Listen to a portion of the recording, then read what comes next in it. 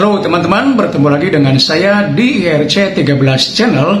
Apa kabar semuanya? Semoga Anda dan kita semua baik-baik saja, tetap semangat menjalankan aktivitas hidup.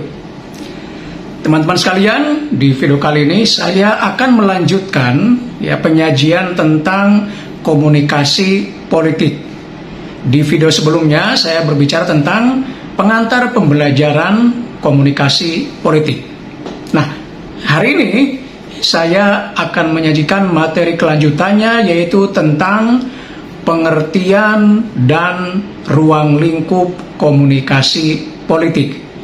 Mungkin ini akan dibagi ke dalam beberapa video, dan ini adalah video yang pertama. Mari kita saksikan berikut ini.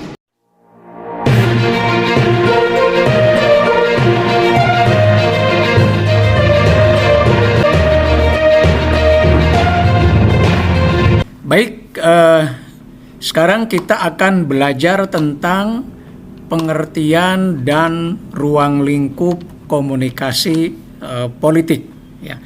Nah, kata atau frasa komunikasi politik ini merupakan gabungan ya dari komunikasi dan politik. Ini secara asal usulnya ya, yang notabene ini menunjukkan bahwa keduanya berasal dari disiplin ilmu yang berbeda. Ya, yang satu komunikasi, yang satu politik. Dan kini keduanya digabungkan sehingga menjadi materi baru, yaitu komunikasi politik. Nah, karena ada dua kata komunikasi dan politik, maka sebaiknya kita jelaskan terlebih dahulu pengertian dari masing-masing kata tersebut. Kita mulai dari pengertian komunikasi, ini secara harfiahnya atau etimologinya ya. Nah, mengacu kepada bukunya Profesor Deddy Mulyana dengan judul Ilmu Komunikasi Suatu Pengantar, ini yang terbitan lama 2005, sekarang udah edisi yang kesekian ya, dan tiap tahun barangkali atau mungkin tidak sampai setahun buku ini terus mengalami cetak ulang ya.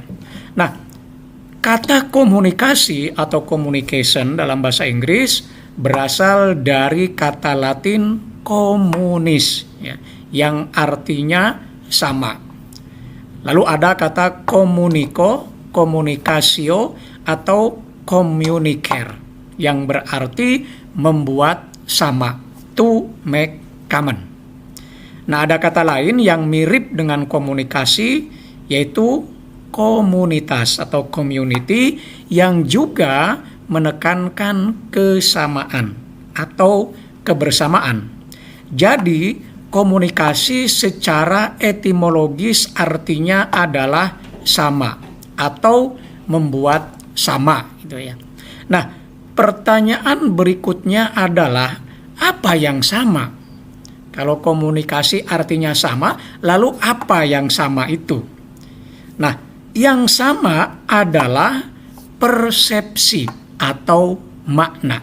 Ya, persepsi atau makna sama, apa maksudnya? Sama dalam pandangan atau dalam perspektif si pemberi pesan atau komunikator maupun si penerima pesan. Ya, bisa disebut receiver atau halayak. Ya, atau juga makna. Kalau persepsi ya antara komunikator ya dengan komunikan, ya bisa juga disebut komunikan ya untuk yang receiver atau penerima, itu sama persepsinya, sama maknanya, maka komunikasi itu bisa disebut berjalan secara efektif. Misalnya si A sebagai komunikator menyampaikan pesan kepada si B. Nah, si B sebagai komunikan atau sebagai receiver menerima pesan dari si A dan dia menerimanya dengan persepsi yang sama sesuai dengan yang dimaksud oleh si A, maka komunikasi antara A dan B itu berjalan secara efektif. Dan semuanya akan berjalan dengan lancar, dengan baik-baik saja, tidak akan ada persoalan antara A maupun B. Karena sama tadi itu ya, persepsinya sama atau maknanya sama. Bayangkan kalau misalnya ya si A memahami, atau si B maksud saya yang menerima pesan dari A tadi, memahami pesannya secara berbeda dari apa yang diinginkan oleh si A, maka tentu komunikasi itu tidak akan berjalan dengan efektif, tidak akan lancar, maka akan muncul persoalan mispersepsi, kesalahpahaman dan lain sebagainya. Nah, problemnya adalah bahwa seringkali atau kadang-kadang ya, bukan seringkali, kadang-kadang cara orang mempersepsi itu juga bisa berbeda. Si B ketika menerima pesan dari si A bisa jadi persepsinya akan berbeda. Dan itu dalam beberapa hal terjadi ya. Apalagi kalau misalnya pesan yang disampaikan oleh si A itu nggak jelas, ambigu misalnya, atau bisa multitafsir. Nah, kita sering tuh ketemu, baik pesan secara langsung maupun tidak langsung atau melalui tulisan ya. Pesan-pesan yang disampaikan seseorang di media sosial misalnya kadang dipahami secara ambigu, secara berbeda, karena memang pesannya sendiri ambigu. Dan itu pasti akan menimbulkan persoalan. Nah, mari kita lihat sebuah contoh. Nah, Anda bisa menyaksikan gambar berikut ini. Ini adalah salah satu gambar yang saya jadikan contoh bahwa pesannya bersifat ambigu. Artinya apa? Artinya orang bisa menafsirkan secara berbeda. Karena gambar ini mengandung gambar yang berbeda. Ya, kalau kita yang menonton misalnya fokus ke bagian mulut yang besar ini, yang berwarna merah ini ya, maka kita akan melihat bahwa gambar ini adalah gambar seorang nenek-nenek, gitu ya.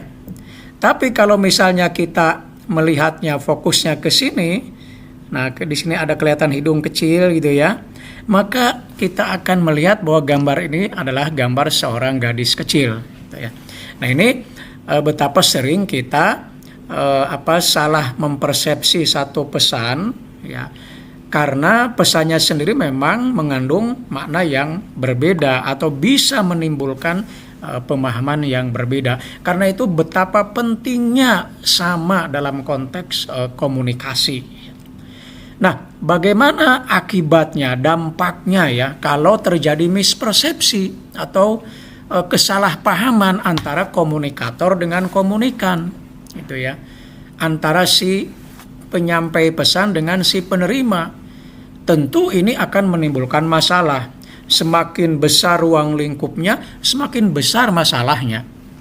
Saya ambil contoh misalnya ini dalam konteks yang besar, bahkan boleh dikatakan besar sekali gitu ya dampaknya. Kalau kalian bisa melihat gambar ini sebetulnya adalah gambar bekas pengeboman Hiroshima dan Nagasaki ya tahun 45 oleh tentara sekutu. Nah, terlepas dari berbagai faktor yang menimbulkan ini, dari perspektif komunikasi